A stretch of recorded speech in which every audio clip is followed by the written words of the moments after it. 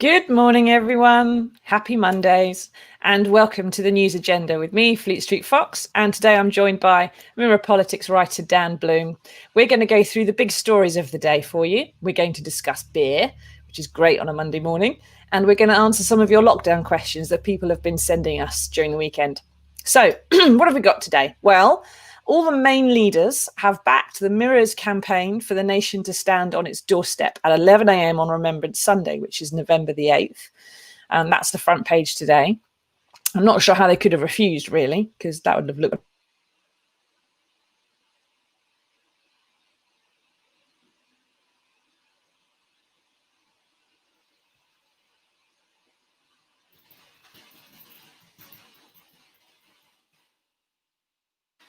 I think we've lost Susie for a moment. She may have muted her audio by accident. So I wouldn't want to interrupt her fine stream. Are we back? Yeah, there we go. How much? I wondered if it was a problem with me. We got Remembrance Sunday and standing on your doorstep, and that was about as far as we got, Susie. Sorry. It seems to have muted itself. It's the second time it's done that today. So Remembrance Sunday, that's November the 8th. I'm not sure how any of the leaders could have refused to back that. We've also had Strictly's had the best ratings for 3 years over the Open this weekend, and British scientists are going to be growing food on the moon.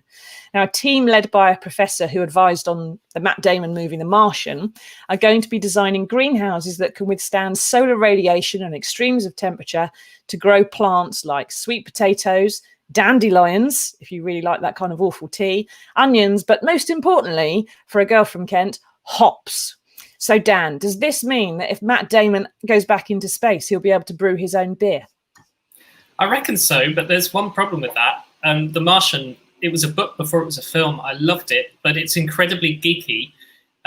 It goes into ridiculous detail about how difficult everything is. And the man played by Matt Damon has to use his own pee to fertilize the potatoes, and he gets almost killed about 57 times. So I think maybe there'll be some beer on the moon, but the prices may be sky high by the time it gets back to London, let's put it that way. Yeah, if the people who've got to brew it are going to be risk of losing their oxygen, you're going to find it difficult to get anybody running a brewery, aren't you? Now, it looks like Andy Burnham might have won what's going to be dubbed the Battle of Manchester. So there's briefings to the papers this morning that Rishi Sunak is about to open his wallet to give him tens of millions of pounds to compensate those whose jobs suffer as a result of going into tier 3.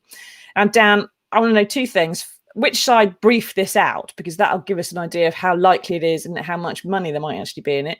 But first, can you tell us the difference between tier 2 and tier 3? Because as far as I can tell, it's just eating food in a pub. So there's more restrictions on gatherings. There's more restrictions on travel, and pubs have to shut unless they can operate as a restaurant in tier 3 compared to tier 2. I mean, that's the really basic explanation of it, but those are the big differences.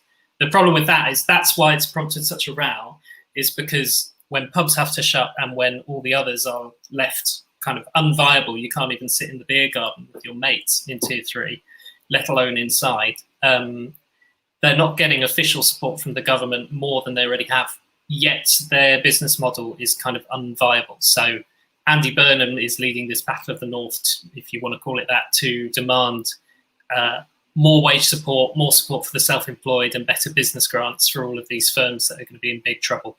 So you asked which side briefed it. I suspect any story that has the words Rishi Sunak is prepared to open his wallet in it has only come from one side, and that would be the government, Downing Street. But as far as we understand it, both sides are actually quite hopeful of a deal before the end of tomorrow. And whichever way you look at it, if this does happen, Greater Manchester is going to get tens of millions of pounds because, I mean, 30 or 40 million went to Liverpool City region last week. Greater Manchester is much bigger. The problem is whether that deal actually does what Andy Burnham wants in terms of supporting wages and that sort of thing. Big difference between giving councils money and giving that money straight to the workers, which guaranteed wage support.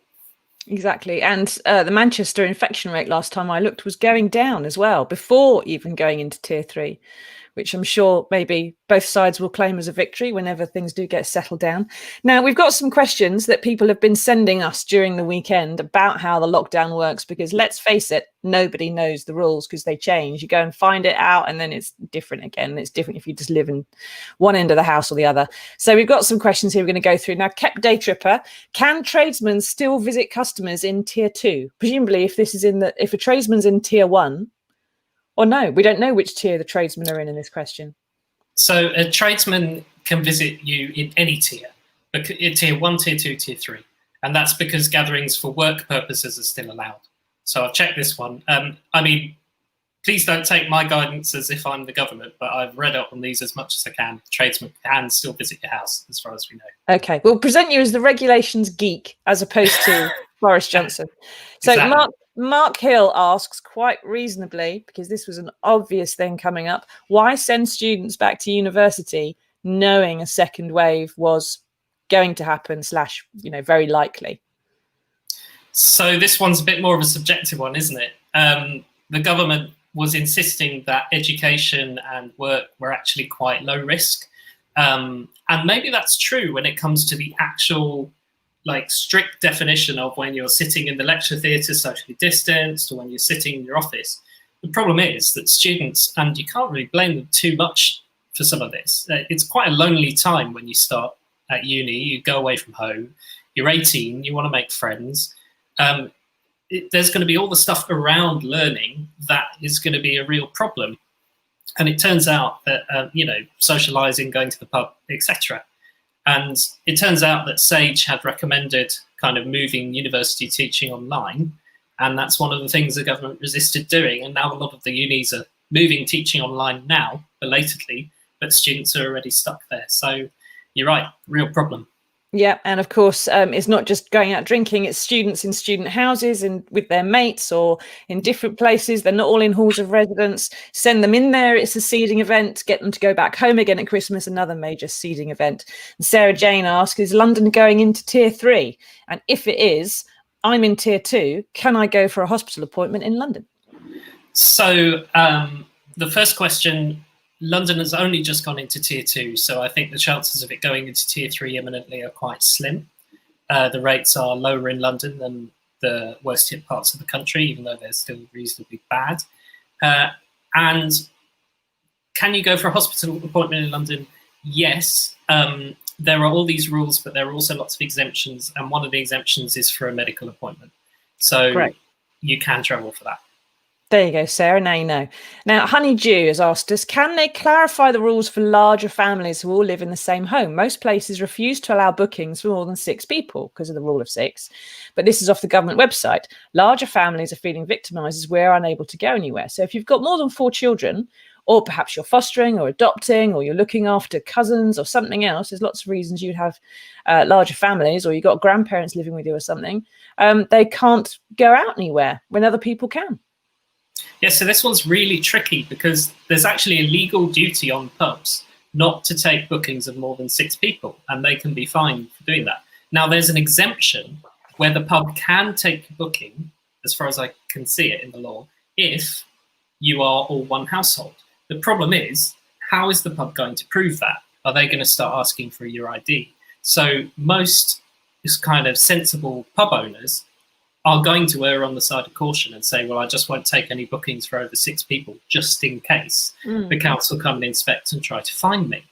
And that's a real problem, obviously, for anyone like our questioner who has a big family, and even though they're allowed to go out for a pub lunch, it's advised that they can't do that. Yeah, it's not like children have got a driving licence that can prove where they live, have they? So John Ward, hello, John. Why are the government not using the purpose-built hospitals, the Nightingale hospitals, for COVID patients instead of putting them in NHS hospitals? Now, I thought this is because, especially in the first wave, a lot of people who had coronavirus were in care homes, and a lot of them had more complex medical needs. And so the best place to treat them was a hospital ward where you've got lots of different specialists around them, rather than the Nightingale hospitals, where, of course, the hospitals had to send their own staff to go and look after the patients there. So they're taking them out of the hospitals. Am I right? I think you've basically got it, Susie. Is the Nightingale hospitals are a almost a COVID-only hospital, a little bit more, but that's basically it. So if you have the choice of a regular hospital or a Nightingale hospital, as a medic, you would always choose the regular hospital if you can, because if someone then has complications that were unforeseen that are non-COVID, then you can treat them more easily there and you don't have to transfer them. So what's the point of the Nightingale hospitals? Just for COVID patients or just to make Boris Johnson look good? Both. The thing is, if we do have a massive overspill and we can't fit COVID patients into the regular hospitals' intensive care beds, then the Nightingale hospitals give us intensive care beds that we can use for COVID patients, even though they're not as good as a normal hospital bed for everything else. Right, okay. Now, Dave says we need a sensible compromise. That would be nice, wouldn't it? Just in anything. We need a sensible compromise between suppressing the virus and maintaining normal life. So this is a difficult question. Who is sensible enough to come up with it? Don't say Boris Johnson. That's just the thing, is that Boris Johnson says he's been trying to get a sensible compromise the whole time, and so does Keir Starmer. But Boris Johnson's sensible compromise is this tier system and confusing you about the rules and confusing himself, so it would seem. And Keir Starmer's sensible compromise is a circuit breaker, which a lot of scientists want, but a lot of other people don't want. So it's the $1 million question, isn't it? I'm glad I'm not in charge in a way, because it's almost unanswerable, you know? Yeah, exactly. And Wales, of course, are meeting today to consider the scientific advice on whether to have their circuit breaker for up to 3 weeks, which is another way of splitting the United Kingdom into its constituent parts. And the problem, I think, so some of the SAGE stuff, the research was that, you know, in the Northwest, the problem with infections, most of them are in the workplaces, the majority, because they have kind of jobs in the Northwest where you can't do them from home and there isn't possible to social distance and so on and so forth. Whereas in places like East Anglia, the majority of infections are in care homes. So you can't have a lockdown with one set of rules that will do what it needs to do in different parts of the country. You've got to do things differently, haven't you? You've got to have this regional approach. Well, you also can't have one set of rules that doesn't harm either side, that doesn't either leave people dying of COVID or economically in a disaster, or both, as possibly the current rules will do. Because the chief medical officer said this last week. He said there are harms whatever happens. You know, you can't, it's a deadly virus and you can't magically waft it away with government policy. So you can criticise very fairly everything that Boris Johnson has done and say he's done it cack-handedly or what have you. But it doesn't mean there's a perfect solution out there. No, exactly. And he has, let's be honest, he has kept the NHS from being overwhelmed so far, which is something that, you know, when people say, oh, we haven't had the deaths we were expecting, so therefore all the predictions were wrong. We haven't had the deaths we were expecting because people made different changes to reduce those variables. Now, Karen asks, what help will I get? I'm a salon owner, but my footfall has dropped by 50%, but I still have 100% of my bills. Yeah, exactly, Karen. Everyone else has got the same problem. Same size bills, but not the same income as we used to have. So there's some support for you, Karen, but not as much probably as you would like. From the 1st of November, you can put staff on 1/3 of their hours and pay less of their wage. The only problem is you still need to pay more than half of their wage for 1/3 of their hours, so work that one out. But some of it will be subsidised by the government. The other thing is that you can get business loans and that kind of thing, but the problem is that business grants, this new system of grants, I think up to £3,000 a month, is only available to places ordered to shut down by the government.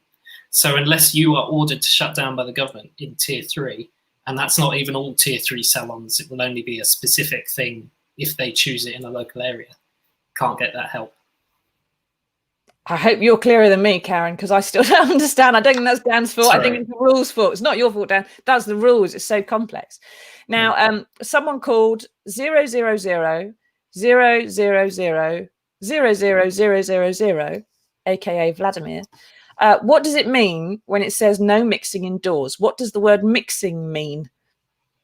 Because obviously 2 households can be in the same room because it's being done in many small businesses and educational settings. Well, you could jump through hoops over this one, couldn't you, and say, oh, we're sitting at the opposite side of the dining table, so we're not mixing.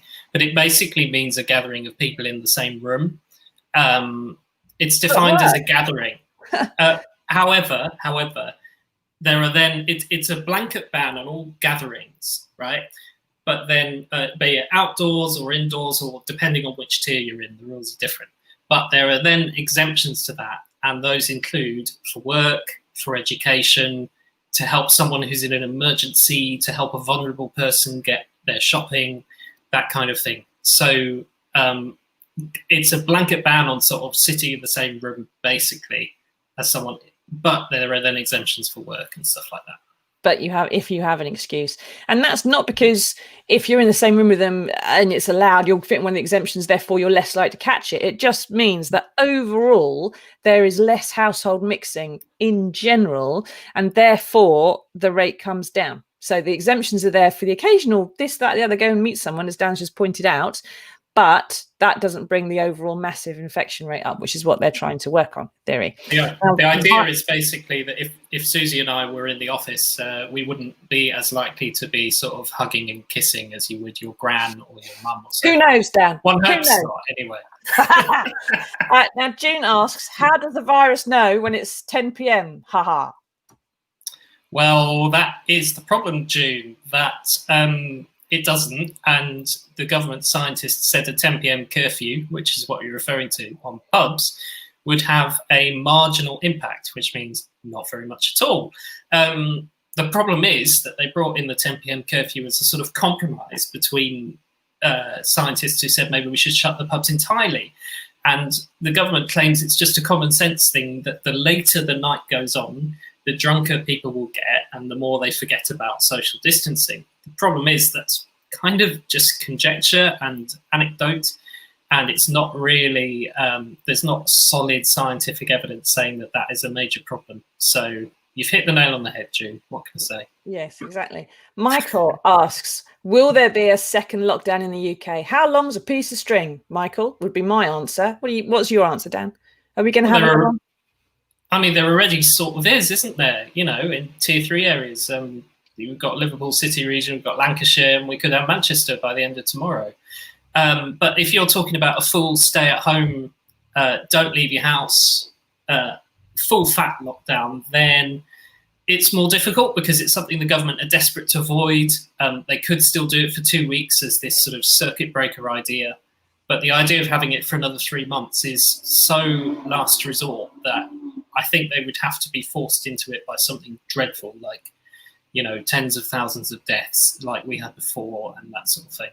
Yeah, we have got this sort of September, October rise in infections we've had. There's a lag on those deaths, maybe 6 weeks. So they will be coming in, if those figures are as they are feared to be, between now and Christmas. And then perhaps Christmas will form a circuit breaker or something. Who knows?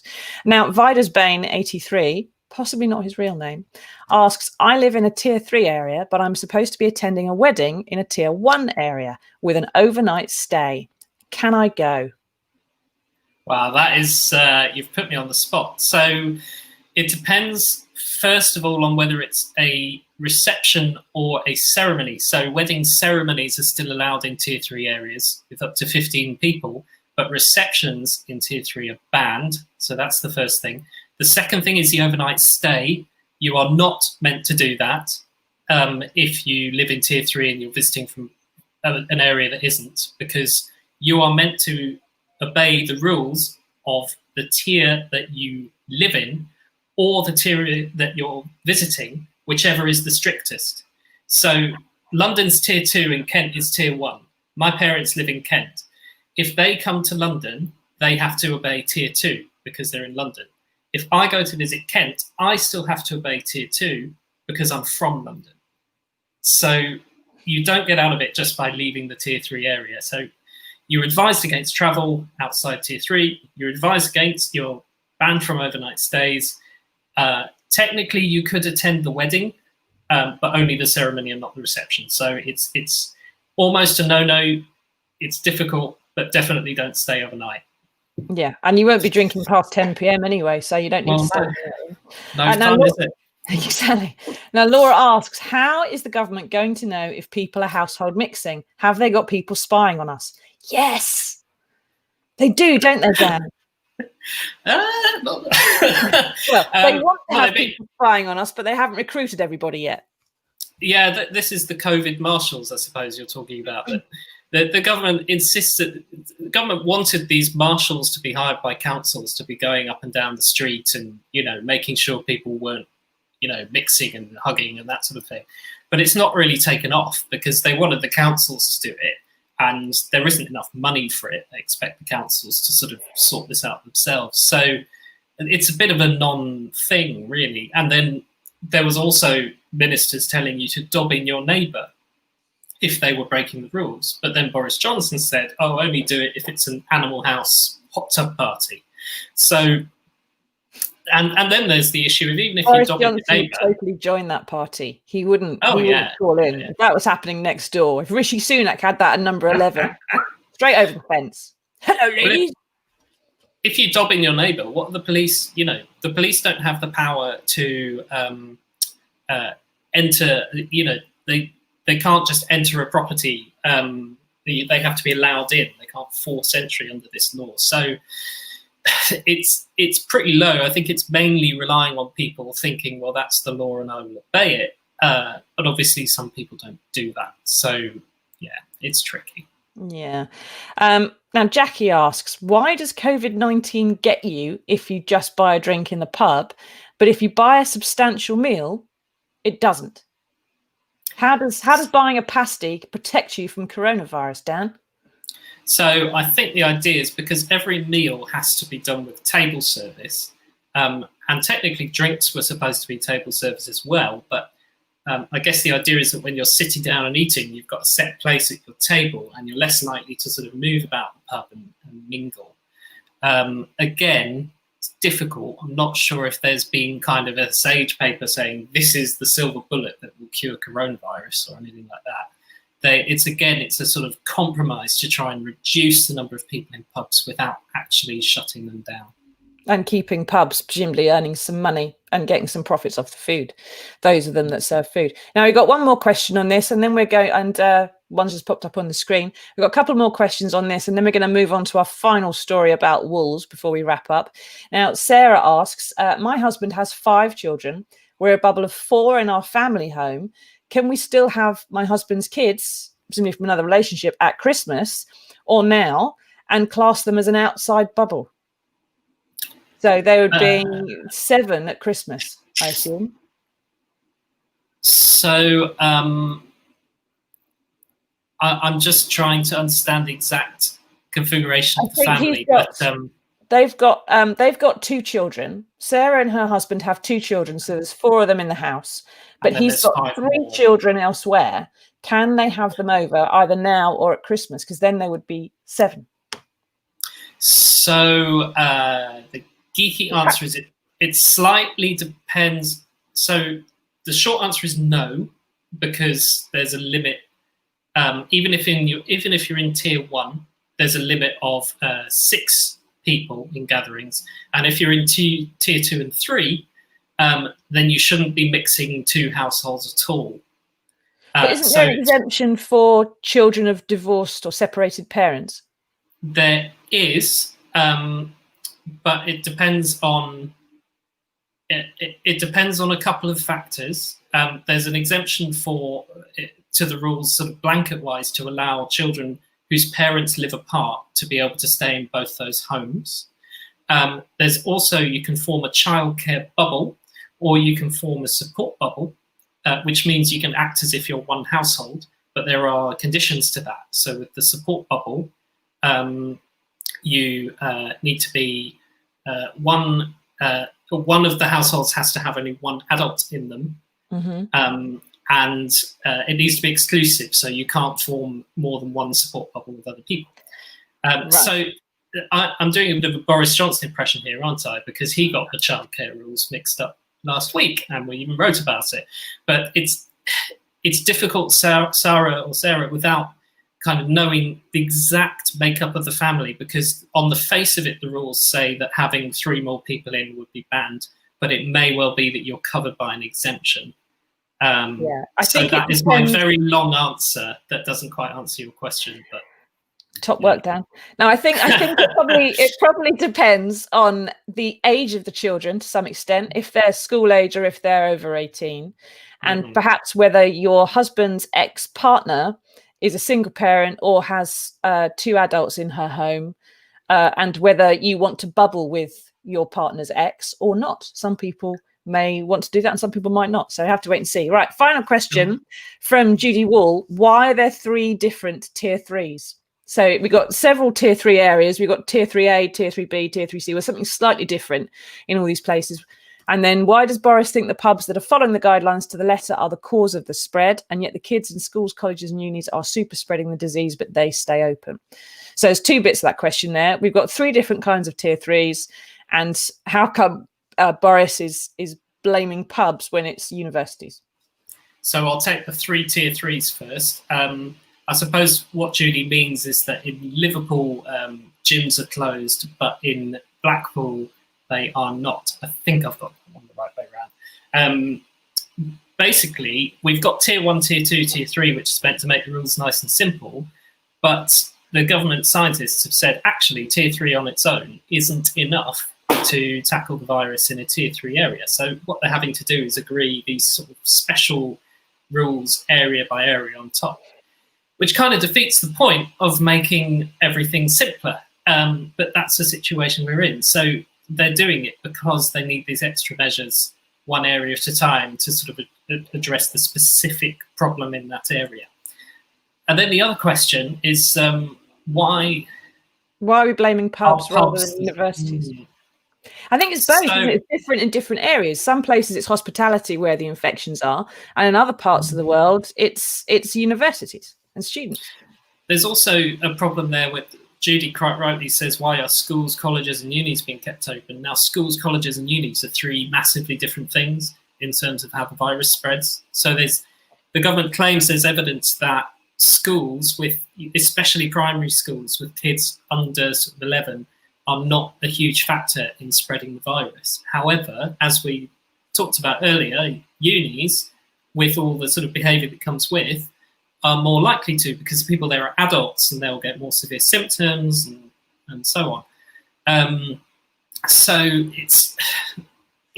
they are all factors, but the government is claiming that some are bigger factors than others. Right. Thanks for that, Dan. You have explained an awful lot of questions. Also left a few unanswered, haven't I? But painfully aware of that one. We've done pretty well. We've been through most of them. Thank you, everybody, for giving us your questions, because it made us think as well, I think, and probably made our brains melt slightly, which is always good to do. And we hope we answered as many of them as we could. But finally, we want to get to the most important story of the day, of course. Who let the wolves out? Now, it turns out it's corduroy man Monty Don, the Gardener's World presenter, who is promoting a new book of his, says wolves should be reintroduced in remote parts of the UK, as they have done in Italy, to try to control the wild deer population.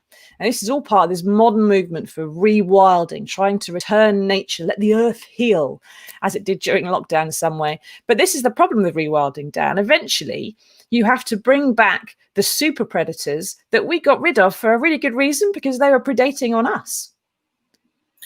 I think it's a little bit different to the days of, the saber-toothed tigers ripping apart prehistoric man when he's out for his morning jog. But I don't know, I'm well up for this.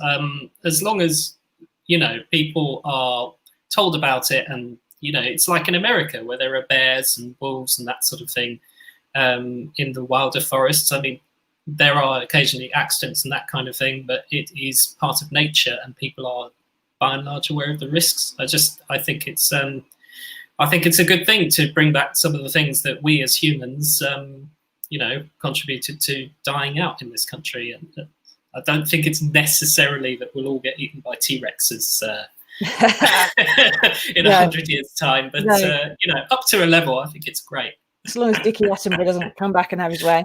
Well, it would be very unlikely anyway that wolves would actually attack human beings. But I suppose if they're in the remote wilds of Scotland, there's bound to be times when a rambler climbing a few Monroes or something, comes across a wolf or a she-wolf and her cubs, and there's some kind of a conflict. So that would be the problem, I suppose. And of course, people trying to capture them or use them for pelts or something like that. That would be really awful. But deer are a menace, so something's got to be done about them. Anyway, there we go. I think we've done most of the stories today. Thank you everyone for watching. We hope we've answered as many of your lockdown questions as possible and given you some other things to think about, including Matt Damon's poo, beer on Mars or on the moon, and whether we should have wolves back. So it's not been a completely wasted half hour of your time, has it? Thank you, Dan, for joining me, and we'll see you again on Wednesday. Bye.